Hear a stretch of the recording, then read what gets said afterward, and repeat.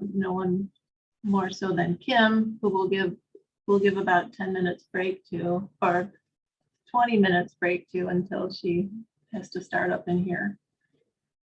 But I think we should get started because we do have a lot to cover, and we have Janet is going to be up shortly, and she's going to have to leave us to teach a class. So I don't want to hold her up from that. So welcome everybody to our Fall 22 Campus Reps webinar. I'm really happy to see everybody here. My name's Judy Littlejohn. I'm your FACT2 chair, and I'm at Genesee Community College, which is in Batavia, New York. And I'm the director of online learning here. So that's why I was at the Doodle meeting, of course, and see a lot of you guys, you know, in different Bright Space meetings and working groups and so forth. So, but it's good to see everybody here. And we want to focus for the next little while on what FACT2 has been up to, what you can do, and maybe what we can do to help you do what you want to do a little bit better. So as far as FACT2 goes, there's only so much we can do. But so I just wanted to welcome everybody, and I'm really excited for this. And I hope that we get to share some good ideas and leave with a few action items that we'll be able to report back out on the next time we get together. So with that said, Janet, do you have your slides, or do you want me to share? I have your deck. You're muted, so you'll want to unmute before. Gotcha. Thank you. So my co-chair, Lisa Raposo, has the slides, or perhaps you do. I'm asking for someone to advance them for me. Yep, I can go ahead and do that. Great, appreciate that. Okay. So Lisa and I are co-chairs of the FACT2 Awards Committee. And I'm going to echo a lot of what Judy said because it was so important. We're glad to have campus reps. We look forward to finding ways that we can serve you and help you spread the word. And we then ask for a kind of reciprocity from you. We are really hoping that you will share the news about the awards frequently, more than just once. So every couple of weeks, somehow find a way. We understand that it can be difficult to share news for campus reps. Some of you can work through your Senate, some of you have your own websites, but however you do it, please let people know about the awards. The awards have been organized to recognize excellence in the use of technology to help, thank you very much, to help the academic mission that we all have. So it's not necessarily an award about technology, it's an award about education, which is what we're all doing here. We have 3 categories of awards, as you can see. They are excellence in instruction, excellence in instructional support, excellence in administrative leadership. We have descriptions of all 3 awards, but let me just speak quickly about it. We understand that instructors use technology with the help of our instructional support people to offer the best education we possibly can. Some years ago, the awards committee and the council recognized the fact that besides teachers and instructional support, some of us are fortunate enough to have administrators who understand the importance of using technology to enhance education. And if you are one of those campuses that you have an administrator you can think of, gee, we're doing well with education and instructional support, but our work has been advanced more quickly and supported by this particular administrator, we'd like to recognize that person too. You'll notice that we have awards for the 4-year schools and the 2-year schools, because we recognize that they have different cultures, different ways of working, different ways of being supported. So we wanted to make sure that we differentiated between the two so that they had the correct kind of review for the awards that they nominate. Next slide, please. Anyone can nominate, any SUNY employee can nominate someone on your campus for an award.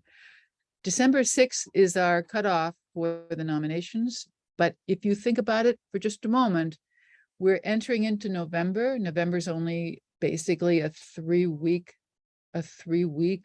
month because of Thanksgiving. December, that's about a week. So there isn't a lot of time to start this nomination process. And I really hope that you will help your campus to be recognized by the people who are nominated and who win the awards.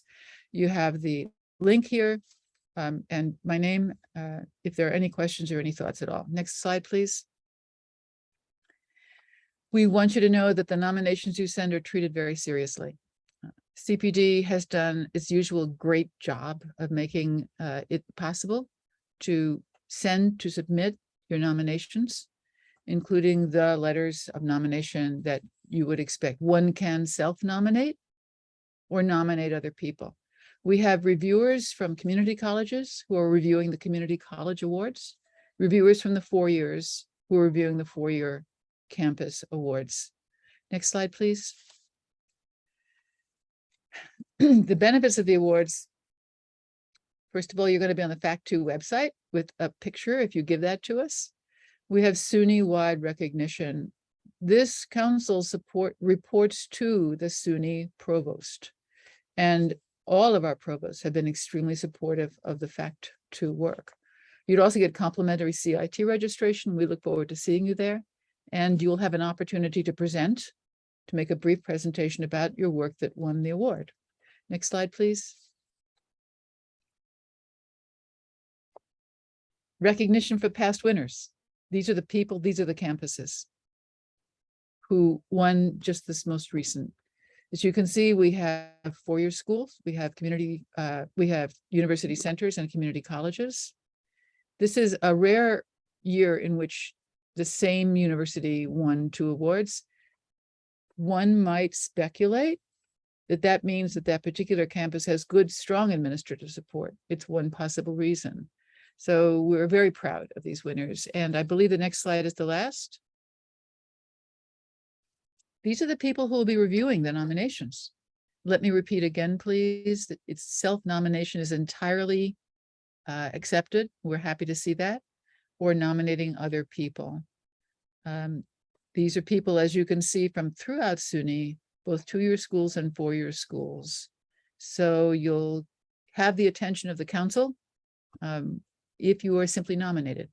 So again, I'm asking the campus reps to be thinking about ways that you can spread this information in your campus.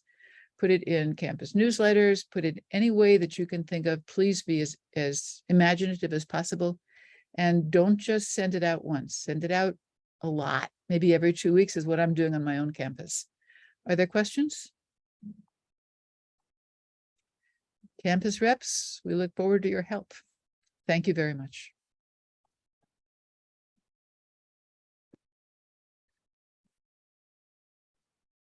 Thank you, Janet and Lisa. Lisa, is there anything, Lisa, opposed to my co-chair, anything to add? No, you covered everything, Janet. Yeah, I think it's right now, it's just getting the word out.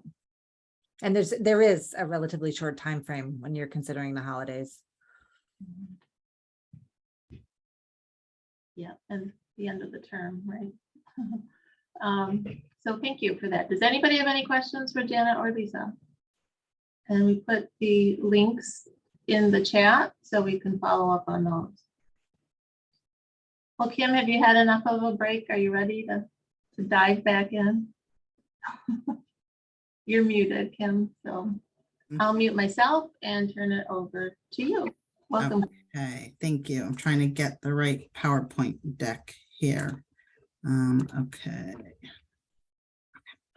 And share.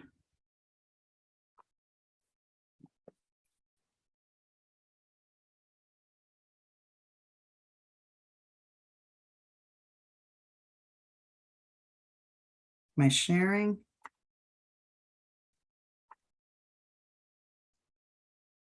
Okay, I think I should have the right deck and the right presentation, right?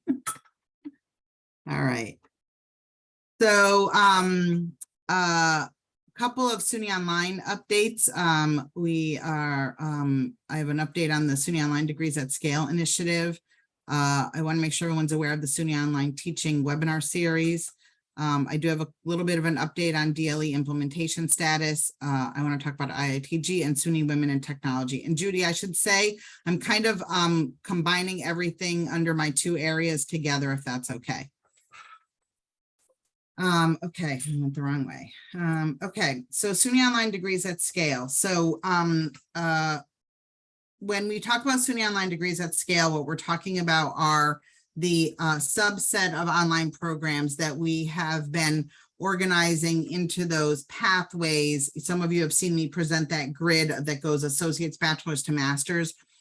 These are the campuses and these are the 24 programs that are still involved in the initiative. So we have been, kind of in a holding pattern with this program for a while because we did not have a financial model in place. And so we've been discussing that with the SUNY leadership and Interim Chancellor Stanley. And a decision was made recently to discontinue this initiative. And what we mean by that is really transition the support for all of these programs back to the campuses. And while the focus of this program was really about growing enrollments at the campuses, I think where Chancellor Stanley is today is really understanding that the enrollment challenges across the system are significant. And so our focus and priority at the system level for enrollment is going to be on supporting campuses with enrollments writ large. So we are working on a transition plan with all of the campuses to make sure that the campuses and the students and the faculty continue to be supported until such time as campuses can pick up the support that we've been providing.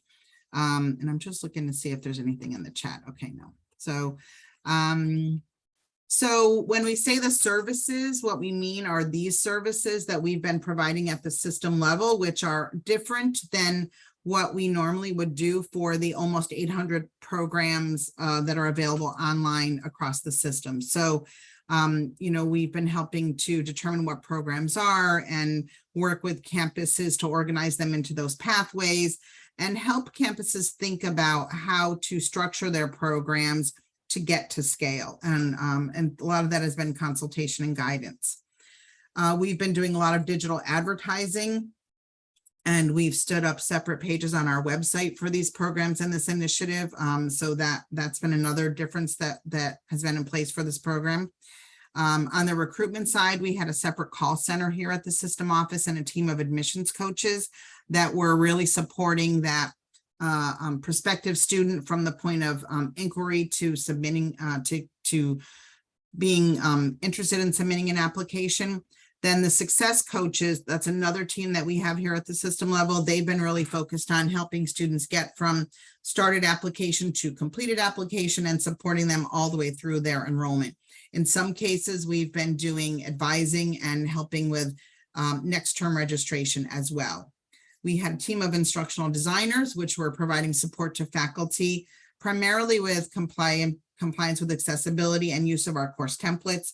And then we have had separate pieces of a technology platform that we've been supporting at the system level as well. So those services are being, as I said, transitioned back to the campus. This is the timeline for that transition. We are meeting now with each of the campuses individually to walk through what this transition looks like and to help them make sure they have everything they need in terms of any resources or assets that we've created that will help them if they want to continue with an at-scale initiative. So, so that is where we are with Degrees at Scale. In the process of doing all of this, I would like to say that we're also working hard to document the outcomes and the impact of this initiative on campuses, for students, for faculty, so that many of the lessons learned can be carried forward again at the campus level or in any of the services that we're providing. So, we hope that all of this good work will be carried out in other ways. SUNY Online Teaching Webinar Series. I just want to make sure that everybody is aware of that. This is from the online teaching team at SUNY Online. And so there's a webinar series of 4 different webinars that we're offering this fall. And so the link is there. If you're not aware of that, please check it out and share that widely on your campus. Some really relevant topics for faculty this fall. DLE implementation. This is where we are with the 4 cohorts of campuses who are at various stages of implementation. This fall, the first 30 campuses cut over to full production. I should say 28 of the 30 campuses. Cohort 2 is doing their optional pilot. Cohort 3 is in their planning and prep, and cohort 4 will have their kickoff meeting in December and begin their planning and prep next January. A little more detail on what's happening with each cohort. I won't read everything on this slide. What I'll mention is that we recently rolled out the data insights reporting tool. There's a lot of training happening across the board for everyone. And on the bottom are some of the stats just to kind of give you a sense of, you know, how many accounts we have, you know, how many of those accounts have actually logged in so far, and the number of courses, 185,000 courses. So a lot of activity happening in the shared environment, and something that we're watching very closely. One of the real benefits of the way in which we are implementing this environment, the digital learning environment, is that if a student is enrolled on multiple campuses, and this is a student, an actual student, Derek Zieski, he is enrolled in courses from both Fulton Montgomery and Schenectady County Community College. And so now when he logs in from Schenectady or from Fulton Montgomery, you're seeing the Schenectady view, he sees all of his courses. And that's, you know, for students who are increasingly taking courses from other campuses while they're enrolled at their home campus, this is going to make their lives easier. Similarly, for faculty who may be teaching across multiple campuses, they are able to see through the My Courses widget all of their courses, and can actually customize their view a little bit. So again, I think this is the real game changer for this implementation, and why we've been working so hard on the back end with a lot of the technical pieces to enable this for students and faculty. With the data insights portal, I did want to just show that there's a lot of data available in the DLE, and this now is available. There are 3 dashboards available at the campus level, and we are rolling this out now to the campuses in cohorts 1, 2, and 3. It has initially been rolled out to campus level admins who are doing some kind of validity checking and making sure that they everything works well. And as they kind of confirm with us that everything looks right for their campus, that access to these dashboards can be made available to others on the campus. Sharing some information on training. So I think you all know a variety of training opportunities are out there and being taken advantage of. This represents the training that's being provided by System through the Center for Professional Development. I do want to just point out that the DLE video resources, those on-demand resources, are getting a lot of hits. I think this is an outdated number by a week or 2 at this point. So a lot that's still happening. And I just want to say thank you to Jamie Herron for all the coordination work on that. We are starting to roll out advanced topics. And so these are some of the things that are starting to be added, and more will be added based on what we're hearing from faculty and instructional designers. I know that Jamie is also being responsive to supporting campus-specific workshops and already looking ahead to the 2023 Otter Institute. So, so stay tuned for more on that. Yes, I will post the link to the SUNY Online webinar series in the chat. And I'm also going to share these slides so you'll have them. The last thing that I want to, oh no, not the last thing. Second to last thing on the DLE that I want to mention is the work that's happening on templates. So we did provide a suite of templates out to the cohort 1 and 2 campuses, and we have been working to try and understand what that experience has been for faculty and what the feedback is that we can use to improve them. So we're continuing to work on that with D2L. They're actually doing a review of our templates this fall, and will be giving us feedback on ways they think we can improve them. We're also starting to really dig in a little bit more to, how do they actually get utilized by the campuses? And in recent conversations that I've had with both the Faculty Council of Community Colleges and the University Faculty Senate, questions have come up about how the decisions are being made at the campus level about the use of templates. And so if you're not hearing about this or not aware of this, the idea is that these are templates that are being provided out there to help make it easier for faculty to create courses in the DLE. But how each campus uses them is going to vary, and is going to depend on whether or not there's a campus policy, what support is provided. So if you're not hearing about these, I would just ask about these, and if you're interested. And certainly, there's information available for everybody on the DLE website, which I'm going to go to next. And because I want to make sure that everybody is aware that we have the DLE website. If you're in cohorts 3 or 4, you may not have, had the need or opportunity to go check out the website, but there are a lot of information and resources there.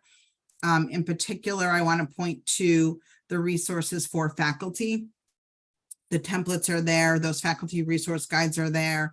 There are also resources for students. All the training information is there. So feel free to check that out and share that as well with others on your campuses.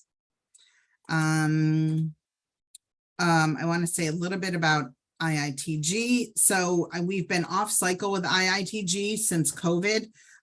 We are hoping to roll out IITG grants for next academic year. As you know, if you were involved in IITG previously, that application cycle starts in the fall. So we are in review with the provost now, the call for proposals and what the kind of focus areas will be. And we will be sharing that to campuses once we get approval for that. So stay tuned, and hopefully that'll be out soon. And then my last item that I want to talk about is SUNY Women in Technology. So if you're not aware, SUNY has launched a Women in Technology initiative. And this is really about trying to close some of the gender gaps for women in technology, both from the student as well as from the faculty and staff perspective. And to try and provide a way for really anybody in the SUNY community. This is not just for women, and in particular, not only targeted at at women who identify or people who identify strictly as women. And so we are we have a kind of an umbrella organization and structure at the system level under the Office of Diversity, Equity, and Inclusion. And we are creating a structure that will allow for campus level chapters. So there is the website I'm giving you that is there as well. If you go to the website, you can join the WIT listserv and get on an email list to be getting updates and information about the Women in Technology Initiative. There also is a Women in Empowerment webinar series that's going on this fall. And I'll put those links in the chat when I'm done presenting, unless somebody gets to it before me. So please share information about this at your campus as well. Again, for students, for faculty, for staff, we want to really provide an environment and a place for people to go to learn about what all of us can do to help close some of the gender gaps that we see for women in technology. So that's it. And I'm happy to take questions. Judy, thank you for putting the links in. So Kim, you flew through that.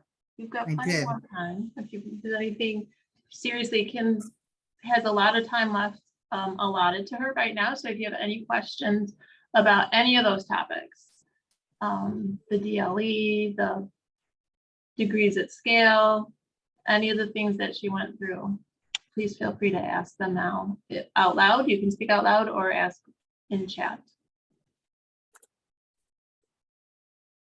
Anything I didn't talk about that you're wondering about?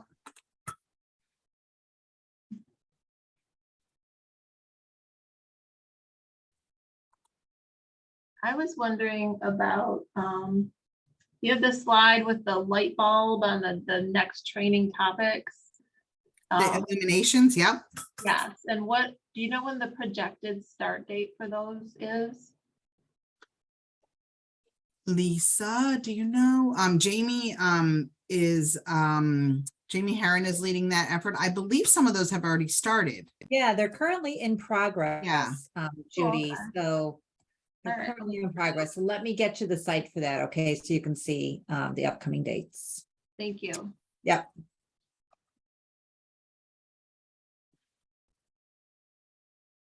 Other questions? Good to see so many familiar faces and names. So I clicked on the link to the Women in Technology, and there's a button right on that. You just simply click on that and it opens up your email, and you just have to send it, and that it's that easy to join the listserv. So Yeah, exactly. Yep. that was easy. You can cross that off your to-do list. Right. But please, share this information out with your campuses, with folks on your campuses as well. That's what a lot of what we ask of the FACT reps, and you often can get to faculty and other staff that we will never get to. So thank you in advance for that. Thank you for your time here, Kim. We appreciate it. Of course, and I'm here for the duration. So if anybody thinks of anything else, feel free to just reach out. Okay, thank you. So next we've got Nancy Matondo. We're a little bit early. Nancy, are you ready for your CIT update? I am. Let me get the full screen here. All right, why isn't it?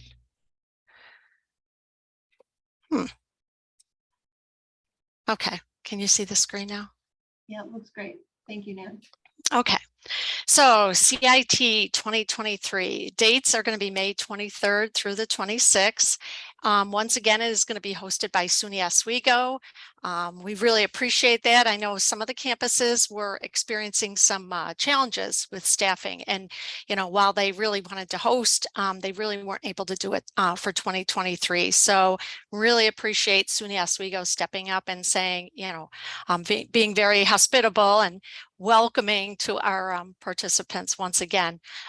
We are going to offer a hybrid event similar to what we did last year, but we're going to be running separate agendas. So when people go out to the website, rather than seeing one schedule at a glance with some shading for the virtual sessions, we're actually going to have two separate PDF schedules so that it's very clear as to what folks are registering for. The theme for 2023, Rooted in Rising, exploring the shifting landscape in higher ed. Our tracks are the new hybrid campus, building relationships, creating inclusive classes, exploring innovative technologies, and evolving pedagogies. The call for presentations. So we're going to offer a couple different scenarios for the session formats. The in-person presenters have the opportunity to submit for any of the formats that we've done in the past: the presentations, panels, ignites, posters, facilitated discussion forums, hands-on demos, workshops, and special interest groups. The virtual presenters, we're going to limit that a little bit just because it's going to be much easier all the way around with the virtual session. So we'll do presentations, panels, posters, and facilitated discussion forums.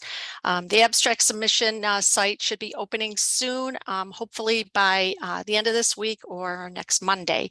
And our deadline, we're going to extend it out just a little bit. It's going to be January 8th. So folks aren't like scrambling New Year's Eve to try and get their submissions in.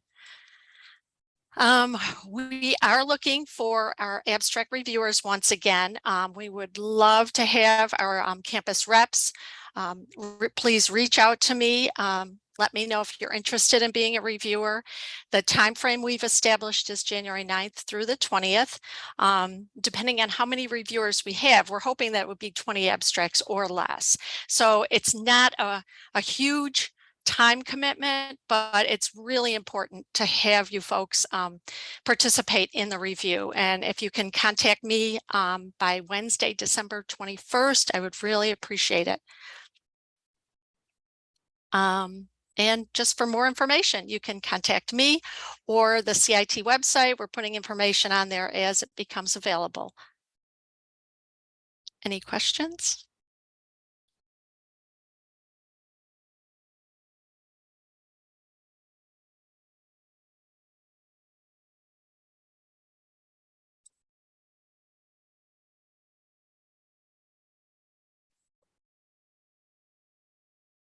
Thank you, Nancy. I was just trying to You're type your welcome. name in the chat here, or your email address. Thank you. So I encourage people to be reviewers. It's a great way to help out with the conference in general, and it's not difficult. I was one last year for the first time, and I kind of enjoyed being able to read through them all and get a sense of what topics were on people's minds, and I found it really interesting. So I think if anyone is out there just wondering how to help or how to chip in, it would be a nice way to volunteer with a specific time frame so that you know when your responsibility ends and know that you helped out with the conference. So we've got. Oh, thank you. I see Pam. Yeah. Wonderful. Thank you so much. So that's great. All right. Does anybody have any other questions for Nancy or anything about CIT in general?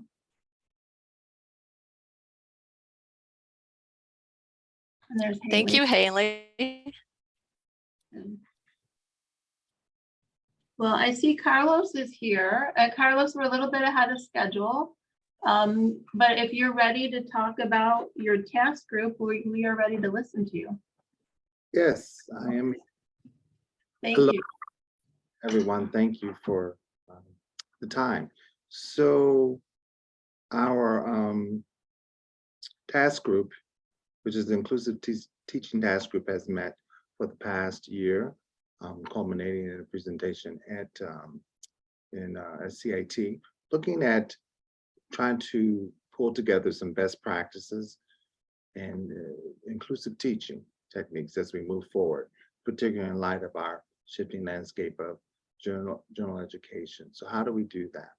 We've gathered a lot of information, and today I'm letting you know about a call that we want to do for faculty and or staff teachers of how they've been able to best implement some of those practices.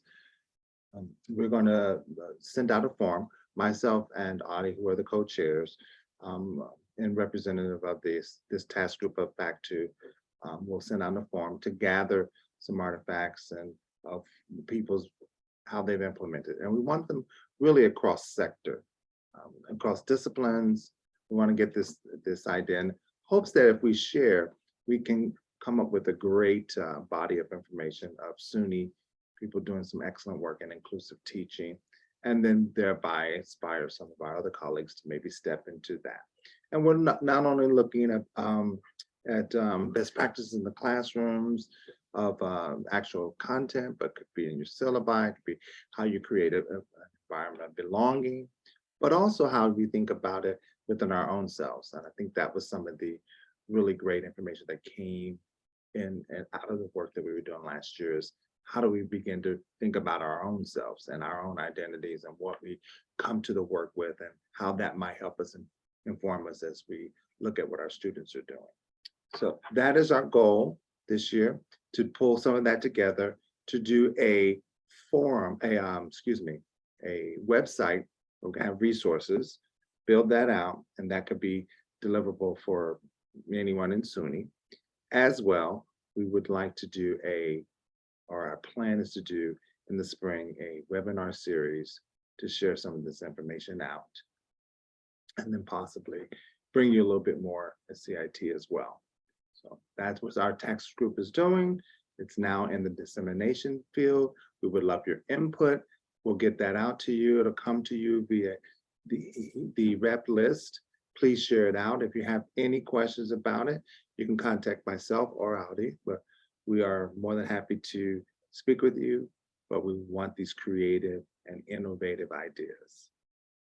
I hope that was, and if anyone else is on and wants to jump in and add, that's great. We've got great people here that have been working with us on this project, but it's really exciting and we want your voice.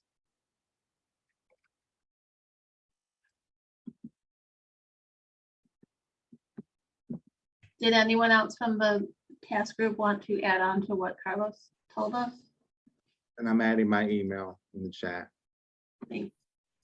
And I can, I didn't know if I had share capabilities. Do I? I think so. Okay, let me see if I can just, I'll share a PowerPoint from CIT a little bit. Can you see that? Great. You'll see we had a pretty large group working this past year and from all across sectors.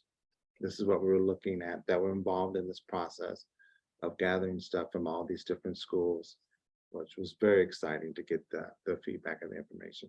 Some of us have moved forward and some of us have had to step back for other responsibilities as they've been working in with the new digital learning environment, but we're still going strong.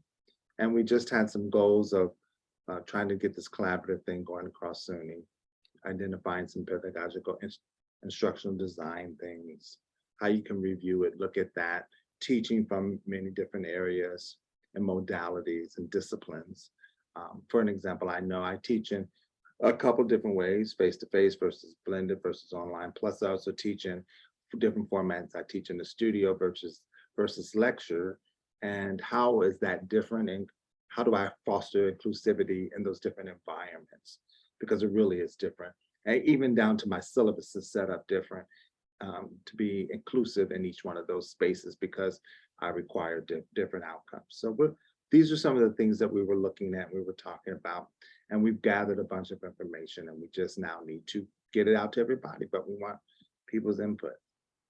We have, if you can see, identifying yourself, how you come to the work, what you're doing, what you're bringing, how that might inform how you then create what you need to do. So just kind of dashing through, these are some of the touch points that we're hitting on. So if anybody has any questions, I am open, or any other thoughts, I'm open for that. Self-reflection, long-term teaching. I thought this was an interesting one on how we create inclusive learning environments before the class, beginning the class, online and going and teaching. So these are, it's like a spider web. It goes all over the place. We can really affect inclusivity and belonging on many fronts. Okay. So that's my pitch. I'm done. We're excited to have anybody and any information. Following this meeting, we will send out an email with the link and the form to start gathering things. And like I said, if you have any questions, let me know. I think it might be good too with the new SUNY general education requirement for diversity, equity, and inclusion. That might be a nice crossover between these resources and those requirements. And as people are updating their courses, ideally, you'd be able to look at these resources for ways to strengthen inclusion in your course. Or if you, as you come up with your own ideas and implement them, it would be awesome to share them back with the rest of SUNY. So this could be an extremely helpful site going forward. So thank you, Carlos. Yes, for and just sharing all that. keep your eyes out to look out for our dates of our webinar, which will be coming soon. That's in the spring. But we want it on your calendar. Excellent. Thank you. Any questions for Carlos?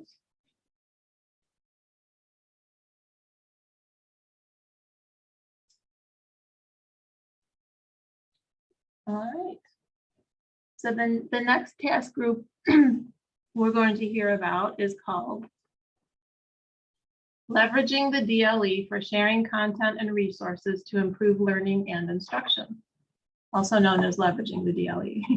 So, but I think you get bonus points if you can remember the whole title. I read it off the paper, but I think the chair should be able to remember the whole title and every now and then just throw it out there.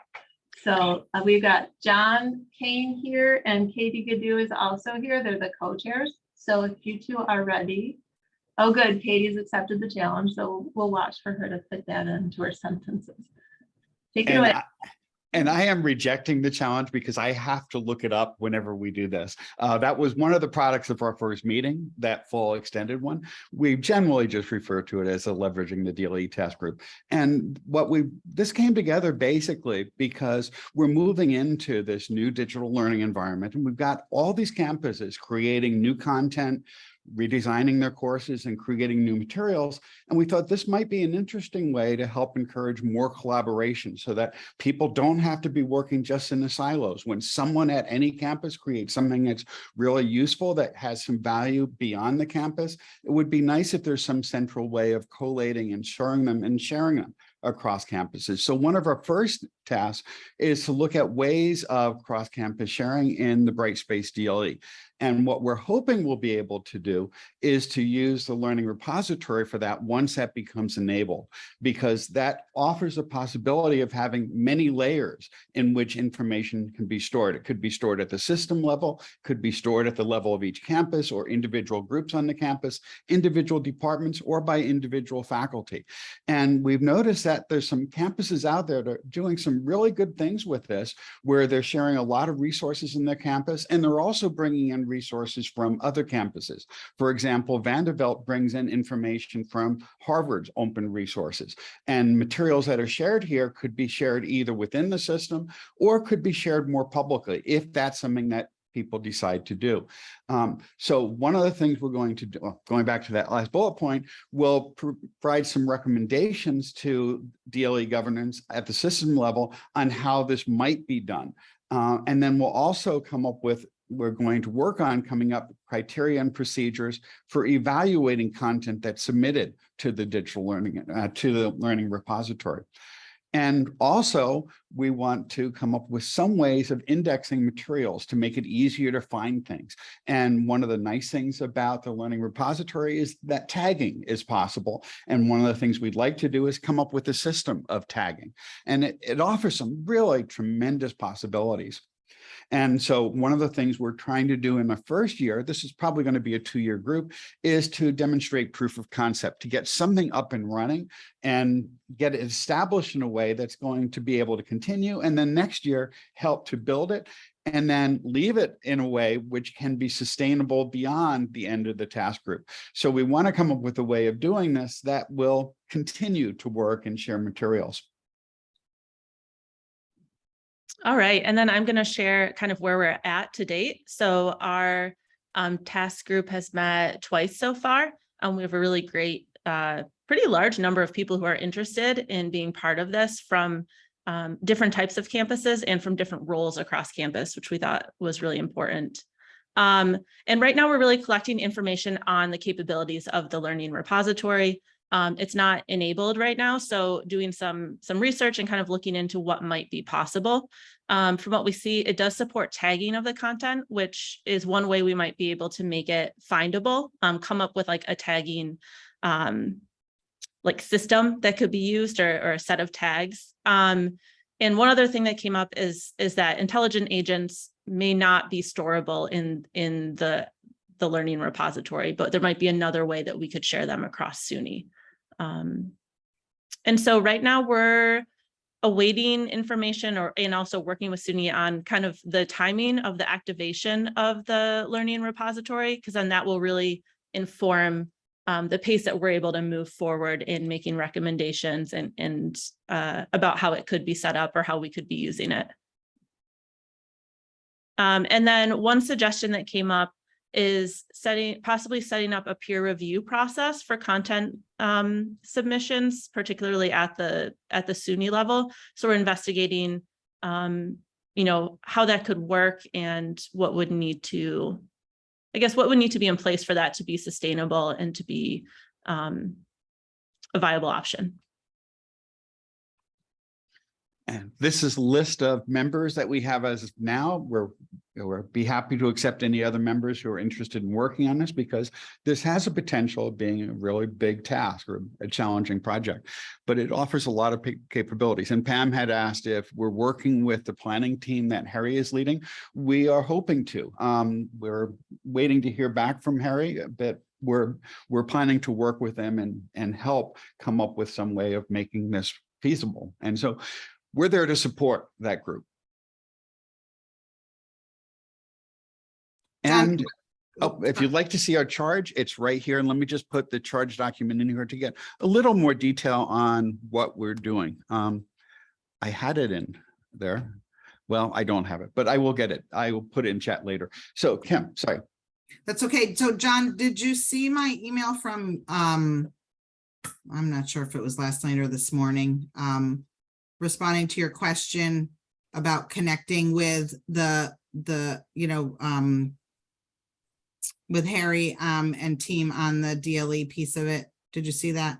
I did not. Okay.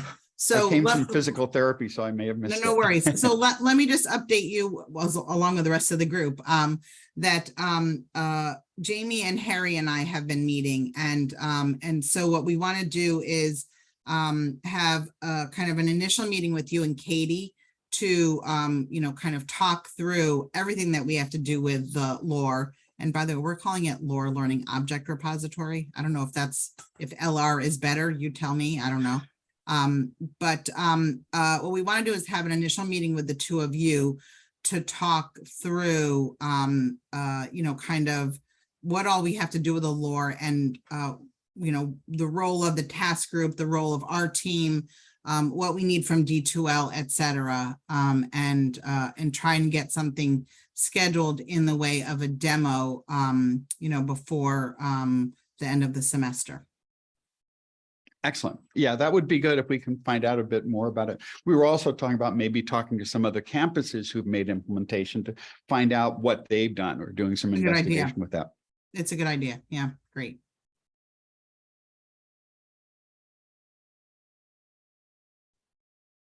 Any questions?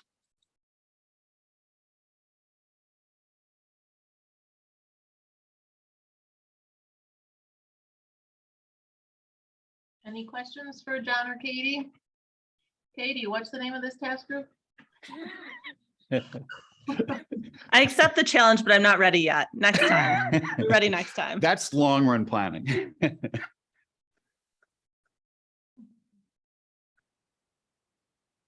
So children wrote something.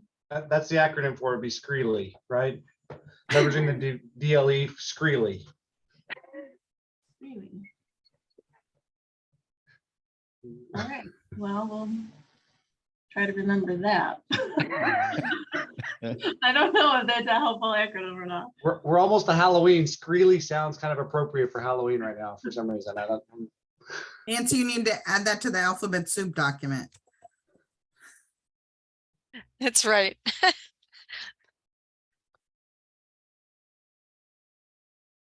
There's a question in the chat. Is there any connection to SOAR, SOAR? I'm drawing a blank when it comes to SOAR, so I can't answer that.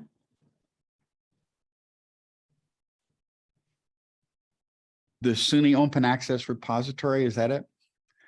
Well, this would be Yeah. different because the goal is to do this right in the DLE. And the advantage of that is any content there is something that anyone who has access rights could either extract from the DLE if they just want to build it into the course, or can link to it if it's something that's going to be regularly updated. So it would be much easier to access things directly from this because it's right in Brightspace, I think.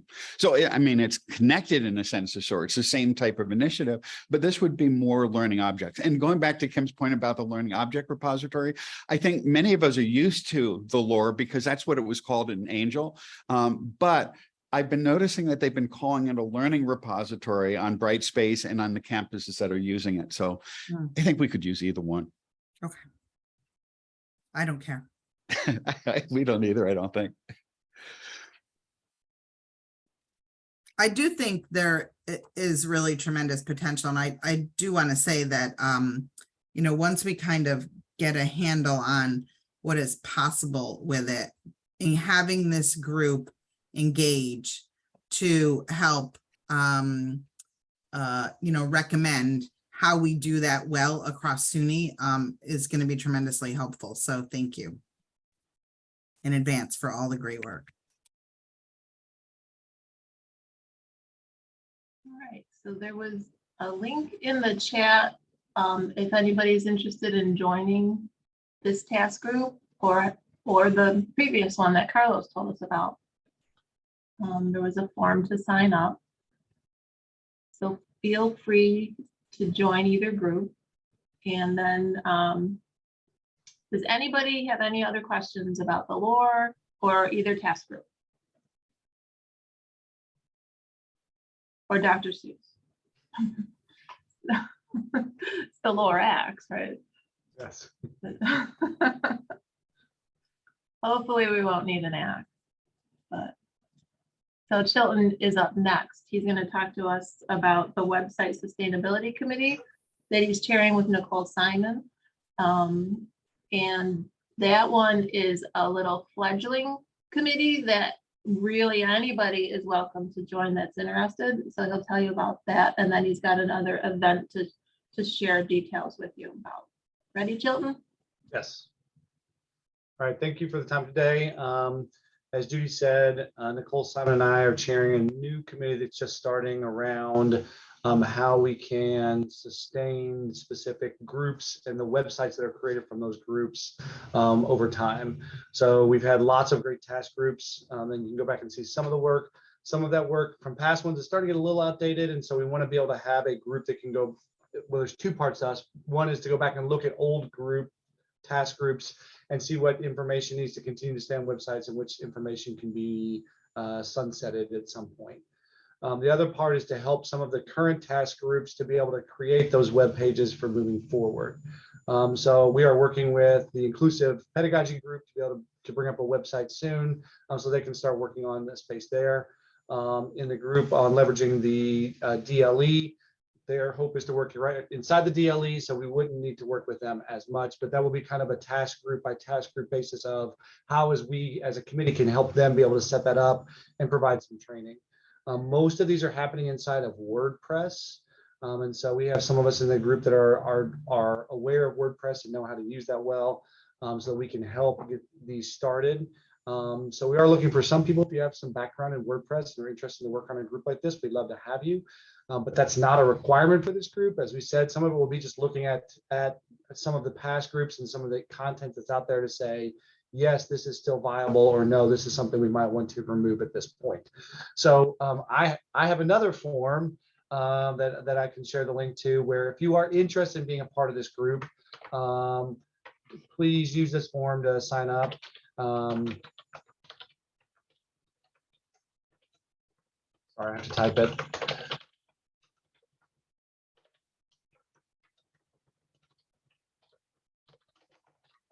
And so this is just, if you're interested, then we'll be reaching out. As Judy said, we're just getting started with this work. So we haven't actually had our first meeting yet. We have had some people that have already signed up and said they're willing. And so once we have the group, then in the next month or two, we will start and reach out to Carlos and Audi to get started with their website, and then start to look at some of the past groups as well. So that's really just a little bit about our charge and how we're going to be getting started. And excited for moving forward with this and helping out with the continued content that comes out from FACT2 through these different task groups. So I'll take any questions on that before I talk about the other event that we have going on.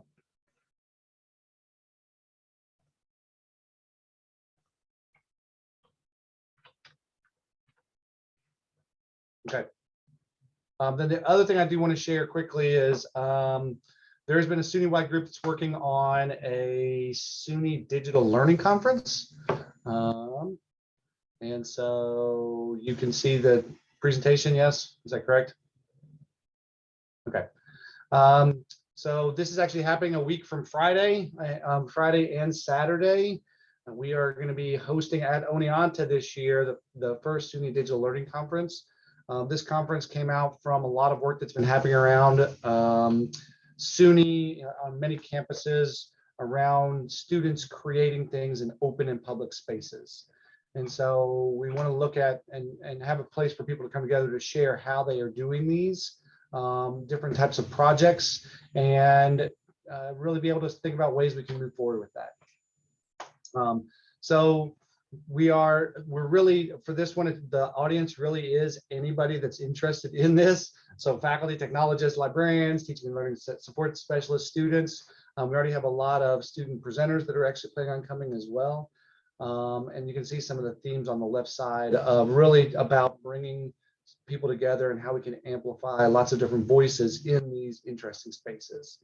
You know, we're trying to showcase work that is happening in different places. These are ones that have come from lots of different, from campuses, from things where we have press books, where we actually have students creating and working in open pedagogy spaces of creating different types of textbooks that can be used later on, to tracking different spaces like the movie censorship, where they're looking at different ways that movie censorship is happening across time from a historical and from a current perspective.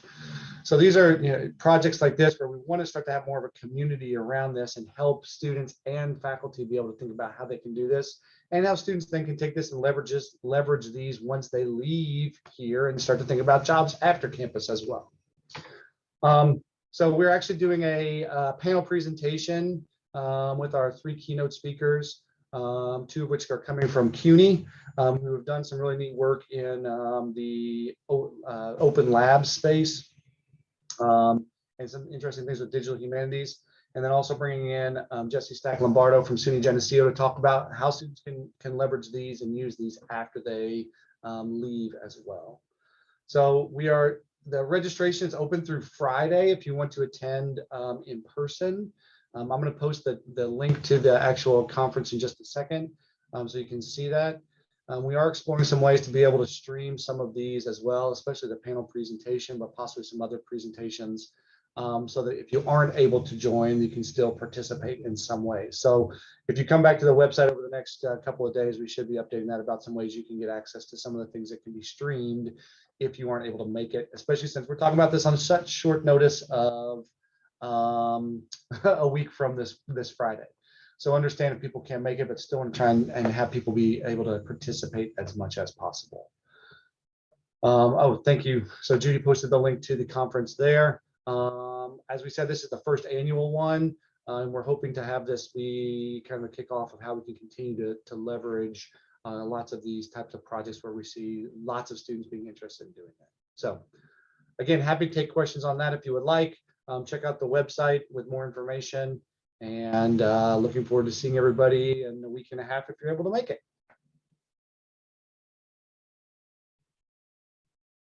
That sounds good. So does anybody have any questions about the SUNY Digital Learning Conference? It starts early, like to get there I was just looking at the agenda on Friday morning. And we're trying to make it start officially around 9 o'clock, but there's even the 9 o'clock is just a kind of a welcome session. So the bulk of it's going to start at 10 o'clock. So if you can even, if you're traveling in for the day on Friday, could come. We're trying to make it be somewhat reasonable for a 3-hour radius if you want to drive in for the day. And discounted hotel rates are available at the SUNY rate for Friday and Saturday nights too, or for Thursday and Friday nights. Thanks. Thanks, John. It sounds interesting. I have to admit, I wasn't, when I heard it at first, I just thought, okay, it's another thing, but now I've been hearing about it a lot, and it does, I might take a look at that. It does sound interesting. But thank you for sharing that, Chilton. Yeah, we're especially excited about bringing in the panel presentation because I think it's a good mixture of practical work and thinking ahead, forward thinking with both for students and for faculty. Nice. Oh, and I wanted to just back up a little bit. Because so we just now talked about 2 task groups and 1 committee. And I just wanted to talk a little bit about the difference between those. The 2 task groups, the inclusive teaching and the leveraging the DLE with a scary acronym after it.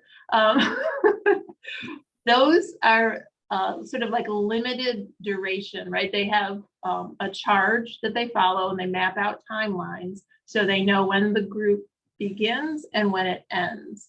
That is a task group. And the committees, similar to when Janet started at the very beginning, she was talking about the FACT2 award committee. That's more of an ongoing thing. It doesn't really have an end date. They have tasks to fulfill throughout a calendar year, but the committee itself keeps going, and the members might change. But that's just the difference. In case anybody was wondering why we're talking about some things that sound somewhat similar, but in different sorts of contexts. So that's the difference. If you want to be on a limited duration thing, so far today, your options were to review CIT proposals or join one of 2 task groups or both.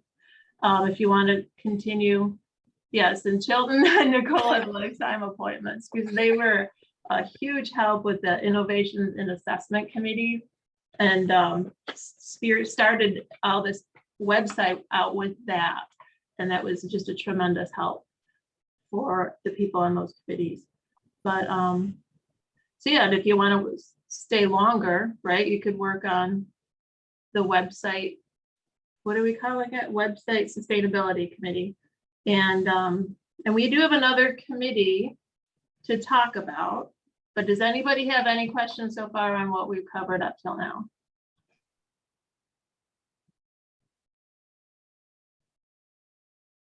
And I'm not sure, I know Janet had to step out. And Deb Spiro also had to leave for another meeting. But another committee that we have is called the FACT2 Campus Rep Engagement Committee. And I'm on that committee with Deb and Janet and Katie, right? So we kind of make up that committee. And I want to say up front that the committee has a lot of hopes and aspirations, but the one thing we've been lacking lately is time. So we plan to intentionally carve out some time this fall to try to start small with a couple initiatives to help engage you as FACT2 reps and to be able to seek your input more and get your feedback on ideas that we have. One thing we had was, I'm going to share my screen quickly to this one. Last spring, if you were here in the meeting, we had a jam board where we talked a little bit about what the council can do to better help you in your role as campus rep. And these are some of the ideas that we were given. And I think if I just give you the URL, or should I do share? Let me do share. Copy the link. I'll put that in the chat when I find the chat again. Oh, there it is. So if anybody wants to add more ideas, you may do so. But was looking at this earlier, and I think that there are a lot of communication issues on here that people would like to help to iron out, or perhaps people have ideas on ways to improve communication. The orientation for new reps was circled and called a good idea. But I just wanted, like the main thing is we just want to hold on to these ideas that and suggestions that we captured in the spring. And now we want to start to act on these and see what we can do. And I feel like this biggest yellow one, right, that says one place for communication. We had been on Workplace and trying to get some engagement going there, and now that's gone. And I don't know, I don't think we're in Yammer. And I don't know where that place is that we're supposed to go to. So that's one thing. A couple of us do have little meetings weekly on Friday mornings. And I think that this is one of the topics that we're going to pick up and start to address, is find a way for reps to communicate with each other, or to freely ask questions and offer suggestions in a place, outside of the listserv where we could ask questions or post links for surveys and things like that. So I do invite people, if you can you still edit that? Is that possible? No, I see Chris is posting Yammer groups. But if people want to add more suggestions here, please feel free to do so. And we'll be trying to reach out to you soon, relatively soon, with more ways to communicate and get feedback. Another thing we're working on is the newsletter for the fall. Deb Spiro, she's at Nassau Community College, and she and her team have drafted the whole framework for the newsletter, and the rest of the group has to just populate it with facts and details, and we'll be able to get that out soon. So watch for the newsletter.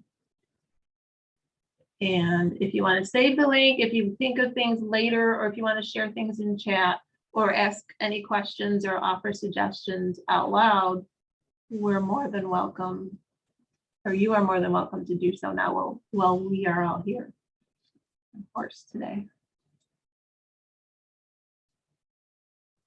So Chris posted a link, the list of Yammer groups, and said there's not a FACT2 group.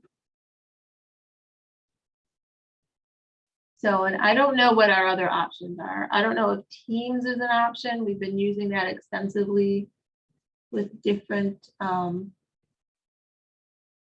like DLE initiatives that are going on, or groups that we're in. Or does anybody else use another tool that might be suitable, usable, or helpful? I don't know. Is there a SUNY policy, Kim, or is there a? No, there's not a policy. We've been trying to standardize around Yammer or Teams, depending on what we're doing. Teams tends to be for the more structured, project-y oriented things, and Yammer for the more, community of practice kinds of things. I don't know if that's just kind of a loose characterization, but that's how I try to think about it. Yeah. In Teams, you have just a little more structure that you can take advantage of than you do with, Yammer is more Facebook-like. So would you think that this group should be more Yammer then? So I think for the campus reps, that might make more sense. Yeah. I don't know. What do others think? Lisa? Go ahead, Brandon. They're basically variations on the same Microsoft platform. They are. I think Teams is a little bit more powerful, but overly so for the purpose. And I think Yammer looks more like workplace does, but it's got the better integration with the back end of SharePoint and Correct, file sharing than the Facebook stuff ever did. So correct. I Yep. think Yammer is probably the better choice. Plus, then it's consistent with other groups. I mean, that's the thing, is like you get sort of you can hit the different groups, especially for those of us who are in some of the other private Right. groups. Right. Yep. I tend to think so as well. All right, so we can work on that. Is every campus in Yammer? Do we That know? is the one issue. Some campuses, people definitely have more issues with the access to Yammer right now. I think we're still working out some bugs on that Lise, side. Yeah, you can set up the Yammer group. We can help you with that. We can invite people to it. If there's any issues with access, we can work through that with SUNY OIT. So that might be a good like launching point. We can start a group, get everybody in it, and then work from there. I think that might be helpful. All I right. agree.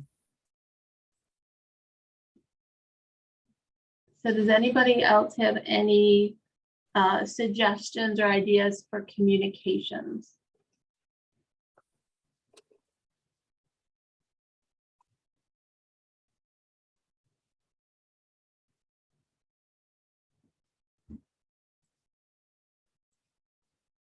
All right, so we're a bit ahead of schedule. Now we're at the questions and open discussion. So that's for everybody. And that's about any topic.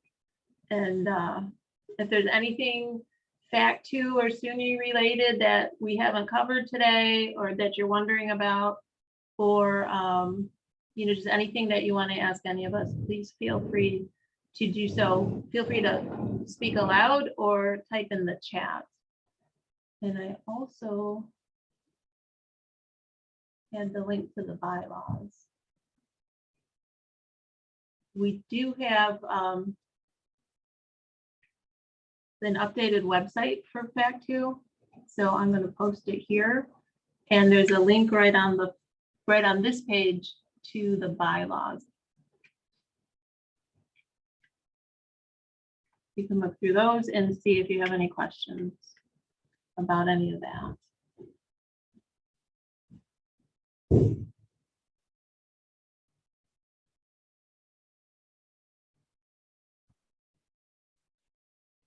Hi, Judy. Hi, Jeffrey, how are you? Good, good. How are things at FIT? Still breathing. I think that, as you know, this topic is, been coming up endlessly over the years, about how, but I think the one thing, the reps would benefit from is if these sessions that are recorded are just cleaned up a little bit and then shared, not only with the reps, but for the reps to share with their campuses. I think that that would give them an opportunity to, in a sense, deliver to the campus really important information in a way that could be shared on their websites or within their portals. And that's something I think in the past we discussed doing, John, you may remember, but it takes a little bit of work, to take these and sort of, clean them up and put them in a place where I guess they have to be behind a layer of authentication. I'm not sure, but just a thought. I think today was one of the best campus rep webinars I've been to. And I've been to a lot of them, and I think you guys really shocked yourselves by how quickly you were able to go through so much information. So having time for Q&A is not something that used to happen a lot. So, best of luck and congratulations. And, I'll see what I can do along the way to be helpful in some small way as well. Okay. Thank you, Jeffrey, for that feedback and your kind words. We appreciate that. So I wrote that down, and I'll look into that. I'm not sure who the cleanup part would fall to, and and where a recording would be housed. In So the past, Nancy shared a link that was shared with all the FACT2 reps. The cleanup, I don't think had ever been done, but there's still a lot of good content here, even without that, I think.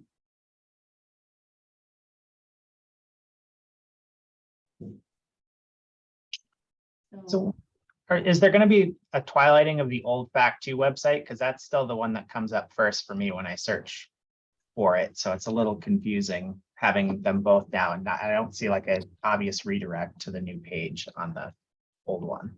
So they're actually going to be taking that down. They sent a note to Judy and myself Monday and just asked us to be sure that everything was moved over. So hopefully Judy and I will actually be connecting Friday morning, and hopefully we'll be able to have them discontinue the other one, and then you'll just get the new one. Perfect. Thanks. You're welcome. thank you, Nancy, for filling that info in.